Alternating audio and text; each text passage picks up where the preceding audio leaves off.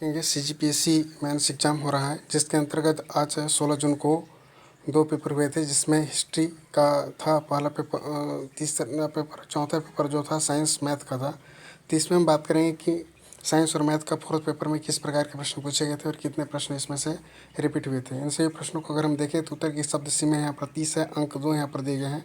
जैसा कि अभिक्रिया दर नियतांक को परिभाषित कीजिए। कई क्वेश्चन रिपीट हैं और 10th क्लास के बुक से सीधे पूछ लिए गए हैं। जैसे कि रासायनिक साम्य से आप क्या समझते हैं, इसका संक्षिप्त वर्णन कीजिए। कई बार एग्जाम में पूछा गया है। शुष्क संचरण क्या है, किलोवाट घंटा को परिभाषित कीजिए और दर्पण के उपयोग को समझाइए। ठीक है। अनिश्चित चरण क्या है, इसकी संक्षिप्त व्याख्या भी कीजिए। डीएनए के घटकों का उल्लेख करते हुए डीएनए का क्या महत्व होता है। वाष्पोत्सर्जन को परिभाषित कीजिए तथा इसके महत्व को भी उल्लेख कीजिए।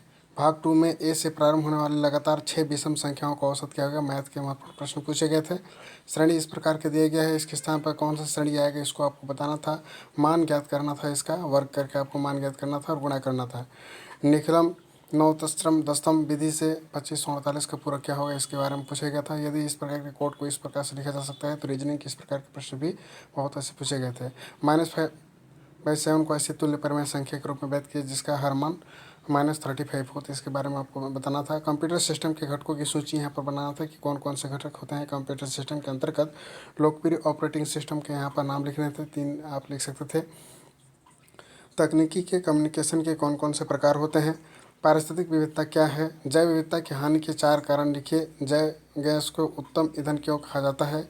एलियन प्रजाति किसे कहते हैं और एक उदाहरण इसके साथ इसको समझाना था। जल का एक सुपोषण से आप क्या समझते हैं, इसमें होने वाली एक हानि लिखिए। फिर इसके साथ ही धातु का संक्षरण क्या है, इसके उदाहरण से बताइए और इसकी रोकथाम कैसे की जा सकती है। प्रतिरोध के संयोजन के नियमों का उपयोग कर चित्र ए और बी के बीच समतुल्यता, ये रिपीट क्वेश्चन है। इस प्रकार के क्वेश्चन जो थे काफ़ी रिपीटेड थे और 10th क्लास के बुक से सीधे यहाँ पर पूछे गए हैं। तो इसके हम एनालिसिस कर रहे हैं कि किस बुक को आपको पढ़ना होगा ताकि आप अच्छे से इसमें अंक अर्जित कर पाएंगे। जैसा कि 10th और 11th के कुछ बुकों के साथ अवतल एवं उत्तल सतहों के प्रकाश के प्रवर्तन से बने प्रतिबिंबों को रेखांकित चित्र बताइए, तो इसमें भी पूछा गया था। हाइब्रिड बीजी पौधों से परागण के उपरांत निषेचन तक की अवस्थाओं का वर्णन कीजिए। मानव मस्तिष्क के विभिन्न भागों और उनके कार्यों का उल्लेख कीजिए।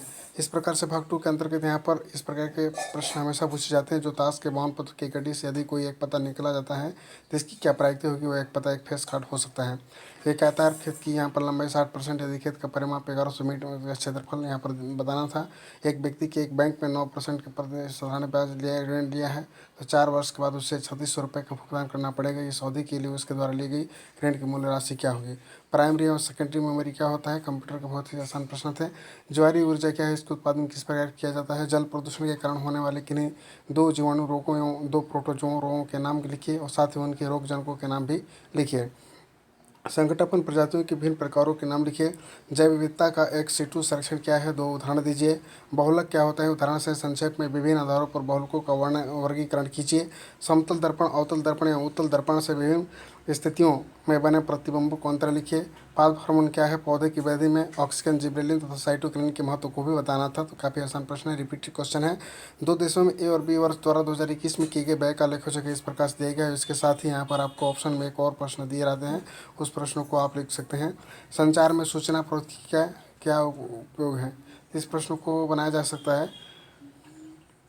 भाई आर्य के साथ इसको बनाना था।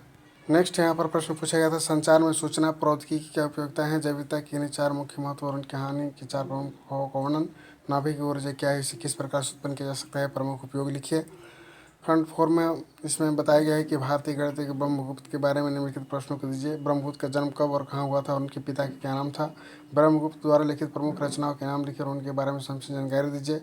ब्रह्मगुप्त के गणित में प्रमुख योगदान विषय टिप्पणी लिखिए और यहाँ पर लिखा गया था कि ब्रह्मगुप्त का खगोल शास्त्र में प्रमुख योगदान विषय पर टिप्पणी लिखी। ब्रह्मगुप्त के कुछ भास्कराचार्य ने ब्रह्मगुप्त को किन उपाधियों से विभूषित किया है। हाथवा यहाँ पर लिखना था कि 1 नाव 33 किलोमीटर भाव की दिशा में जा रही है। तो 2 प्रश्न यहाँ पर दिए गए थे हाथवा में। तो इस बार बहुत अच्छे प्रश्न पूछे गए थे। इसी के साथ ही तांबे के धातु कर्म का वर्णन कीजिए या पुष्पी पौधों के परागण के विभिन्न प्रकार की विधियों का वर्णन कीजिए। नेक्स्ट है ऊर्जा में नवीनीकरण योग संसाधन से आप क्या समझते हैं, इनके विभिन्न प्रकारों को समझाइए। अथवा रेडियोधर्मी प्रदूषण क्या है, इसके प्रमुख कारणों प्रभाव नियंत्रण की विधियों का भी वर्णन करें।